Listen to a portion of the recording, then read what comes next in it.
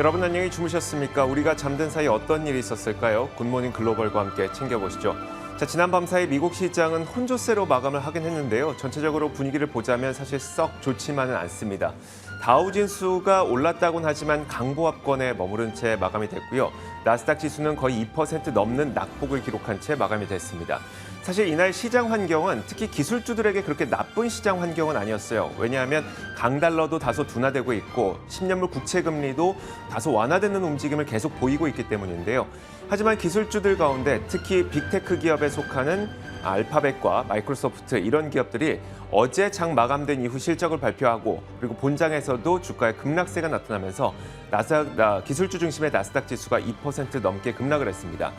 자, 여기에다가 오늘 장 마감된 직후에 메타가 실적을 발표했는데 메타 역시도 실망스러운 실적을 발표했습니다. 잠시 후에 살펴보겠습니다만 결국 메타도 시간을 거래해서 10% 넘게 급락을 하고 있다 보니까 내일 열리게 될 미국 시장에서 기술주들의 움직임도 그렇게 크게 기대하기는 좀 어려울 것 같습니다. 자, 반면에 비자라든지 아니면 3M이라든지 다우지수에 포함된 기업들은 오히려 실적이 기대치 이상을 발표를 했거든요. 덕분에 다우지수는 그나마 상승권에서 마감이 될 수 있었습니다.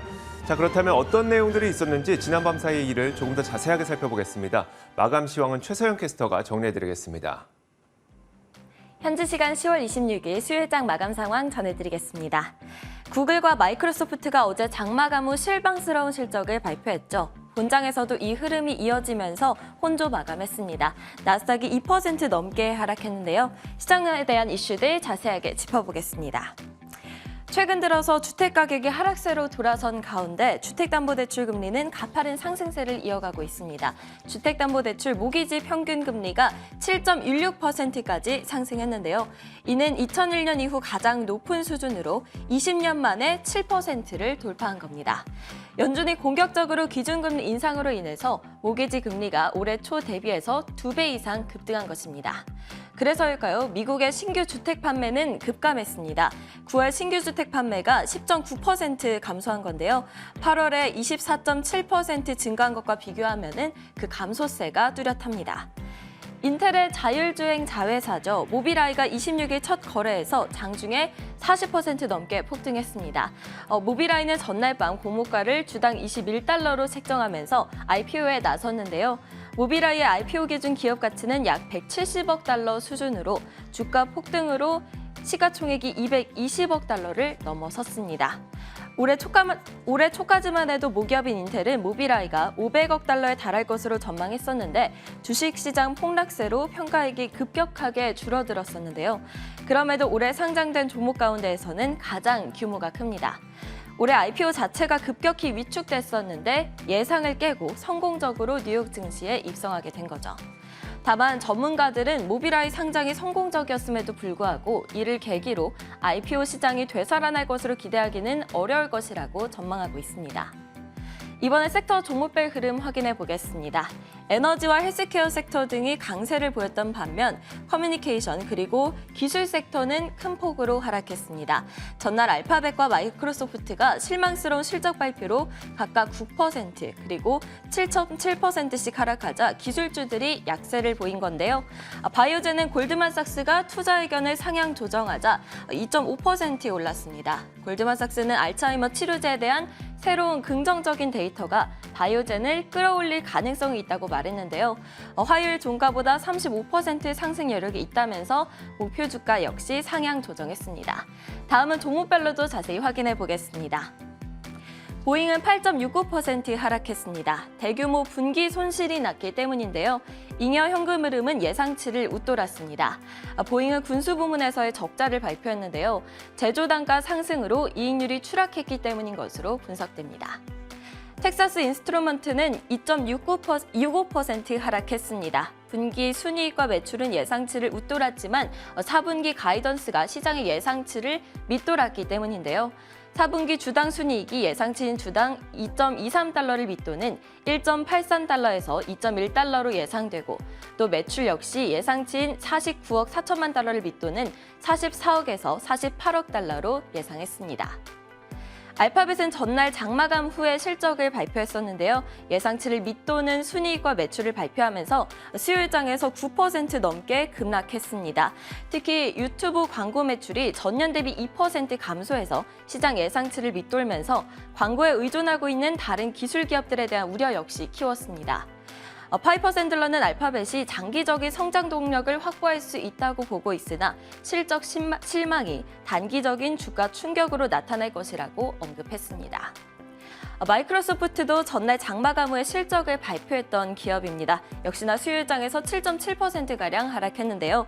시장의 예상을 웃도는 3분기 매출 그리고 순이익을 발표했지만 클라우드 매출이 시장의 예상치를 밑돌았고 4분기 매출 전망치도 시장 예상치를 크게 밑돌면서 우려를 키웠습니다. 다음은 장마감 후에 실적을 발표한 기업입니다. 메타 플랫폼은 시간의 거래에서 12%가량 급락 중입니다. 주당 순이익이 예상치를 하회했는데요. 순이익이 1.64달러로 예상치였던 1.89달러를 하회했습니다. 전체 매출은 예상치를 웃돌았고 월간 사용자 수는 예상치에 부합했습니다. 그러나 메타 플랫폼은 2분기 연속으로 매출이 감소했음을 발표했는데 더욱 문제가 되는 건 이 4분기에도 매출 감소를 예상하는 가이던스를 내놓은 것이었습니다. 이 소식에 시간의 거래에서 메타는 12%가량 현재 급락 중입니다. 포드는 시간의 거래에서 소폭 하락하고 있습니다. 예상치를 상회하는 실적을 발표했는데요. 주당 순이익은 30센트로 예상치였던 27센트보다 높았고 전체 매출은 372억 달러로 예상치였던 362억 5천만 달러를 상회했습니다. 다만 이번 분기 80억 달러 규모의 순손실을 기록했는데요. 포드는 지난달에 공급난으로 인해서 10억 달러 규모의 예상치 못한 추가 비용이 생겨났다면서 3분기 기대치를 미리 발표한 바가 있습니다. 다음은 국제유가 확인해 보겠습니다. 국제유가는 휘발유 재고 감소 그리고 달러 약세로 인해서 3% 넘게 상승했습니다. 때문에 국제유가는 약 88달러 선에서 거래되고 있습니다. 금 가격은 달러와 약세가 이어지면서 이틀 연속 상승했습니다. 현재 금 가격은 온스당 1669달러 선에서 거래되고 있습니다. 지금까지 뉴욕 증시 마감 시황 전해드렸습니다.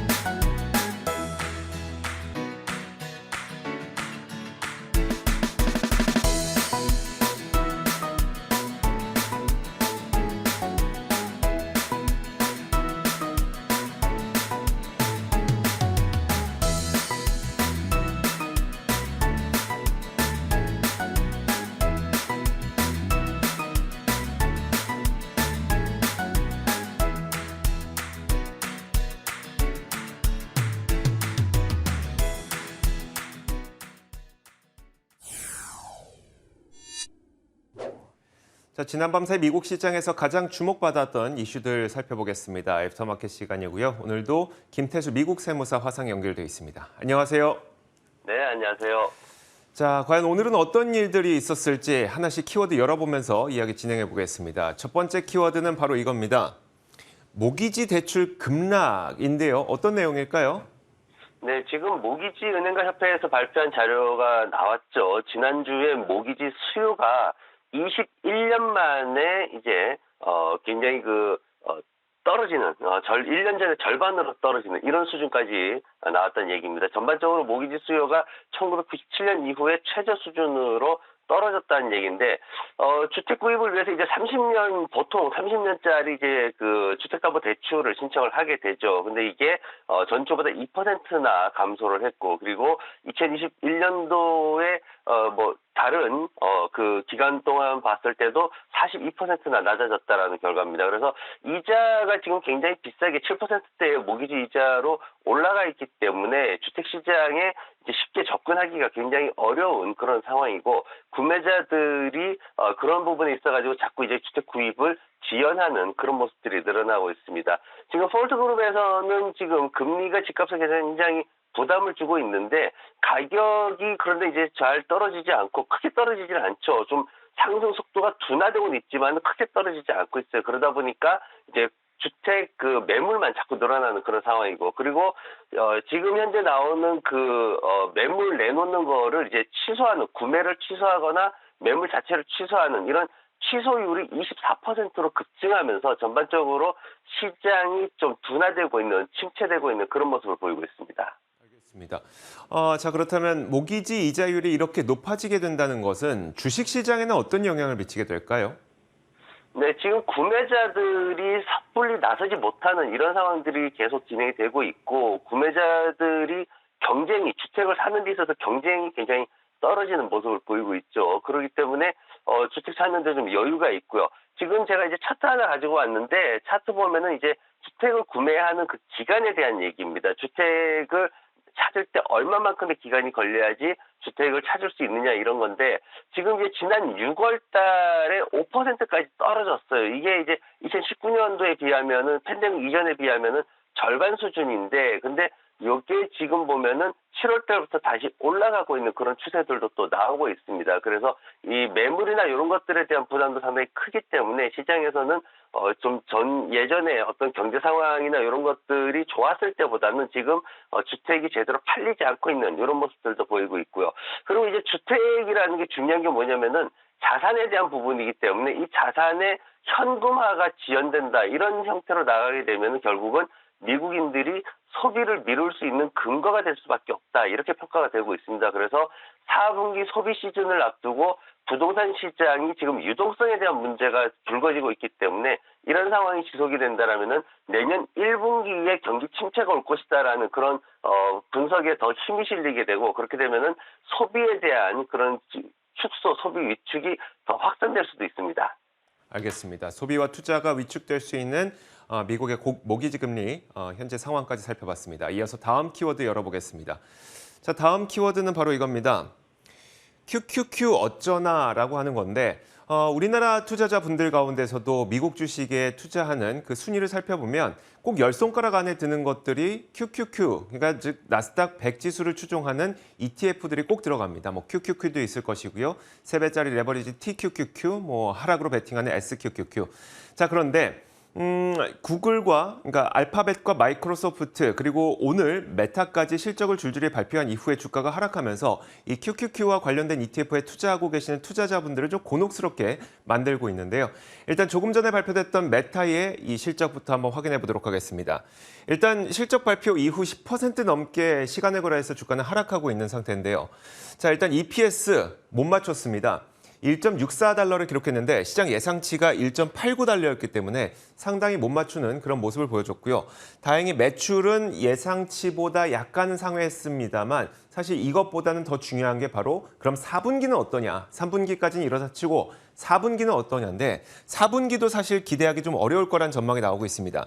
메타에서 제시하고 있는 4분기 매출 가이던스가 300억 달러에서 325억 달러 정도 수준이 되거든요.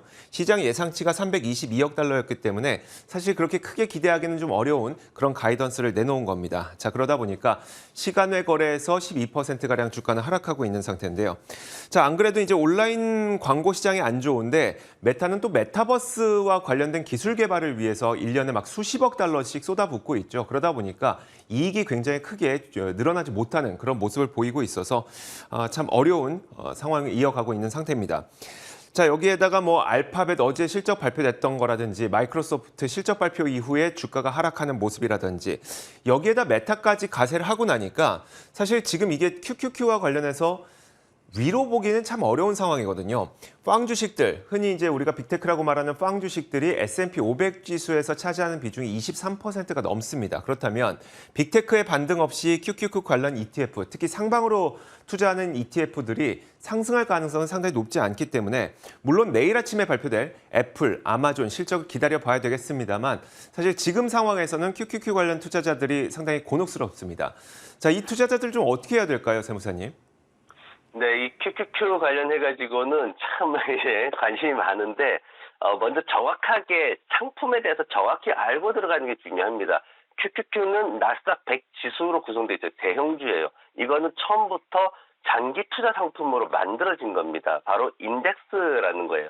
미국에서 인덱스 장기 투자라는 거는 기간을 최소 15년 단위로 끊어갑니다. 이 부분에 대해서 굉장히 간과하고 있는 게 사실이고, 또 하나는 QQQ 앞에 뭐가 이렇게 붙는 것들이 있죠. 시장이 하락하면 반대로 올라갈 것이다, 올라가면 떨어질 것이다 하는 레버리지가 들어간 상품들이 있습니다. 이 상품들은 단기에 매매하도록 되어 있습니다. 단기라는 의미는 해봐야 한 2주 정도 이렇게 왔다 갔다 하는 기간에서 매매를 하는 겁니다. 데이 트레이더들한테 적합하게 만들어진 상품이에요. 근데 이걸 갖다가 길게 장타를 하시는 분들이 있죠.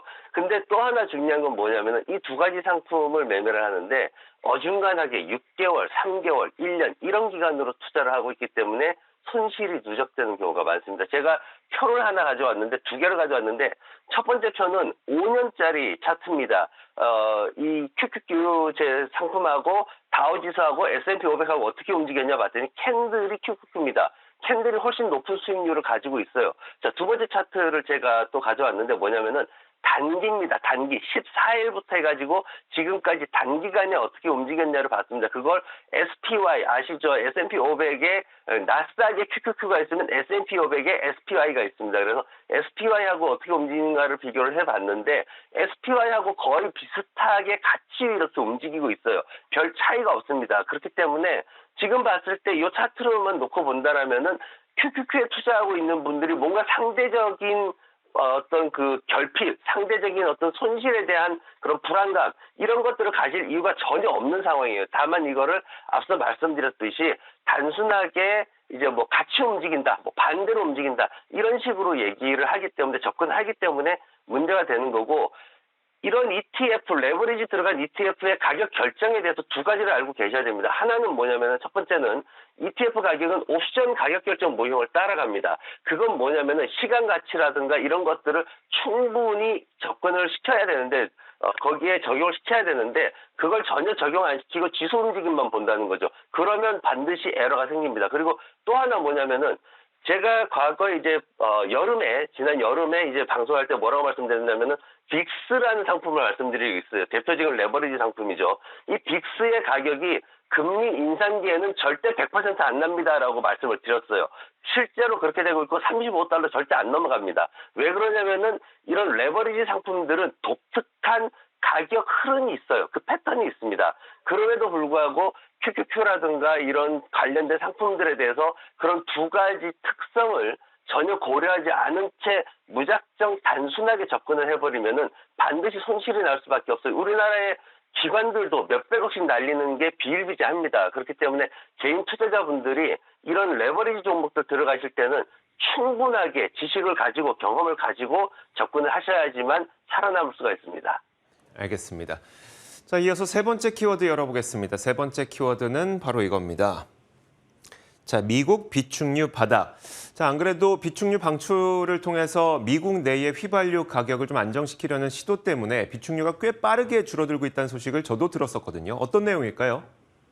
네, 지금 전반적으로 유가 같은 경우에는 이제 인플레이션 때문에 금리를 계속 인상을 하죠. 그리고 달러 강세에 대해서 이제 수요가 좀 떨어지기도 하고 여러 가지 이제 이유들이 있으면서 $120 찍고 나서 계속 이제 떨어지고 있는 그런 모습인데, 지난밤에 이제 미국이 정말 기록적으로 원유를 수출을 했다라는 그런 데이터가 났습니다. 그러면서 이제 전반적으로 재고나 이런 것들이 좀 많이 떨어졌는데, 석유 수출량이 하루에 1,140만 배럴에 달했다. 이게 사실 굉장히 높은 수준이거든요. 그러면서 이제 원유 선물이 그런 시장에 대해서 조금 그렇다면은 수출을 이렇게 많이 한다는 얘기는 수요가 아직 어딘가에서는 살아있다는 얘기구나, 이렇게 평가를 하면서 한 3%대까지 증가를 하는 그런 모습 보였습니다. 그래서 크루드 오일이 $88를 넘어선 모습을 보였는데, 지금 현재 이제 수요에 대한 전망을 좀 어둡게 하는 거는 이제 러시아 문제가 있죠. 그리고 중국에 대한 어떤 경기 침체 우려, 이런 것들이 있습니다. 특히 이제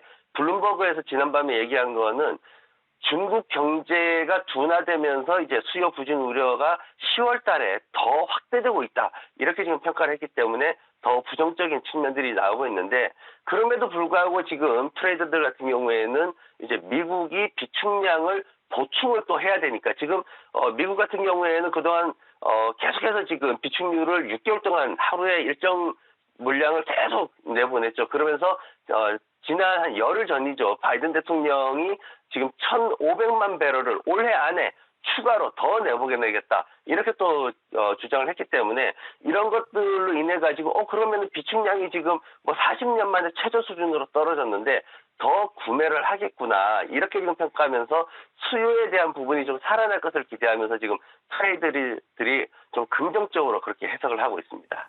자, 원유 수요가 살아날 거다. 이건 뭐 어떤 의미가 되는 걸까요? 뭐 예를 들어서 사실 저희가 석유화학 기업들의 어떤 뭐 증산이라든지 감산이라든지 이런 내용들을 확인할 때에는 항상 우리가 최근에 많이 투자했었던 신재생, 태양광, 전기차 이쪽이 그러면 반대로 죽는 거냐, 좀 반대로 좀 지지부진해지는 거냐라는 생각을 갖게 되거든요. 어떻게 될까요? 네, 지금 이제 세계적으로 화석 연료를 줄이자는 노력이 사실 몇 년 동안 있었어요. 근데 지금 최근에 이 내용을, 이 주장을 좀 뒤집어 버리고 있습니다. 노르웨이 같은 경우에는 북극에서 지금 계속 더 채굴 사업을 하고 있죠. 그리고 미국은 시추 기계를 계속 더 늘리라고 지금 정부에서 주장을 하고 있고 강요를 하고 있습니다. 그리고 독일 같은 경우에는 지금 가스나 이런 에너지 문제 심각하죠. 그러면서 석탄 발전소까지 재가동하는 이런 상황들이 됐습니다. 그러면서 이제 원유 수요가 더 늘어나고 있는 그런 상황이고, 환경을 이유로 인해 가지고 이제 강제적으로 감산을 많이 시켰어요. 그 중에 이제 최근에 부작용이 나타나고 있는 국가가 어디냐면 콜롬비아입니다. 콜롬비아 같은 경우에는 세금까지 인상을 시켜버렸어요. 그러면서 여러 가지 문제들이 나타나고 있는데, 콜롬비아 석유협회에서 얘기한 게 이런 상황이 되면은 다른 산업에서도 투자가 30% 정도 줄어들 것이다. 그래서 결론적으로는 콜롬비아 시장이 붕괴되는 원인이 바로 이런 채굴 산업을 억압하는 데 있다. 이렇게 지금 얘기를 했거든요. 그래서 전반적으로 또 하나 문제되는 건 뭐냐면은 유럽 시장에서는 지금 전기차 시장에 대한 회의론이 지난 7월 달부터 굉장히 빠르게 확산이 되고 있습니다. 물론 러시아 전쟁에 대한 이유도 있지만은 전기차에 대해서 전기를 이렇게 쓰는 거가 과연 전체적인 어떤 에너지나 어떤 시장에 좋은 일인가, 이 부분에 대해서 그렇지 못하다는 그런 회의론이 많이 나오고 있거든요. 그러다 보니까 최근에 문제가 됐던 것이 중국계 전기차 기업들이 정말 야심을 갖고 빠르게 유럽으로 엄청난 투자를 했는데 대부분 실패하고 있는 가장 큰 이유가 되기도 합니다. 그래서 전기차라든가 이런 시장 분야에서 좀 주의가 필요한 그런 상황들로 진행이 되고 있습니다. 네, 알겠습니다. 자, 이렇게 세 번째 키워드까지 봤고요. 마지막 키워드 공개하겠습니다. 마지막은 바로 이겁니다. 황무지의 단비인데요. 사실 올해 IPO 시장, 즉 미국 증시 상장 시장은 뭐 황무지였습니다. 가뭄이라고 표현하기도 어려울 정도로 거의 상장한 기업을 찾기 어려울 정도로 굉장히 힘든 그런 한 해를 보내고 있는데, 오랜만에 이제 모빌아이라고 하는 인텔의 이 자율주행 부문 자회사가 미국 시장에 상장을 했는데 단비를 뿌려줬습니다. 일단 첫날 흥행에도 성공한 것으로 평가가 되고 있는데요. 모빌아이는 이날 뭐 상장하자마자 40%가량 주가가 크게 올랐습니다. 우리가 모빌아이의 첫날 흥행을 보고 이게 흥행에 성공했다고 평가하는 이유가 있습니다. 왜냐하면 컨설팅 업체인 딜로직에 따르면 1995년 이래 상장되었던 최소 100억 달러 이상의 기업 가운데 80%가 첫날 주식시장에 상장하자마자 주가가 올랐고, 그리고 평균 주가 상승률은 24%였는데 모빌아이의 경우에는 거의 40% 가까이 올랐으니까 일단 성공은 했다라고 평가가 되고 있습니다. 자, 그럼 모빌아이가 어떤 기업인지 한번 간략하게 살펴보면요. 이미 아시는 분들 다 아시겠지만 자율주행의 선두주자로 꼽히는 그런 기업입니다. 우리가 지금은 굉장히 익숙한 이 ADAS라고 부르죠. 첨단 운전자 보조 시스템을 세계 최초로 개발한 기업이기도 하고요. 현재도 지금 뭐 계속 이 관련된 시스템과 칩, 그리고 소프트웨어 이런 것도 팔고 있기 때문에 ADAS 시장의 60%를 이 모빌아이가 차지를 하고 있습니다.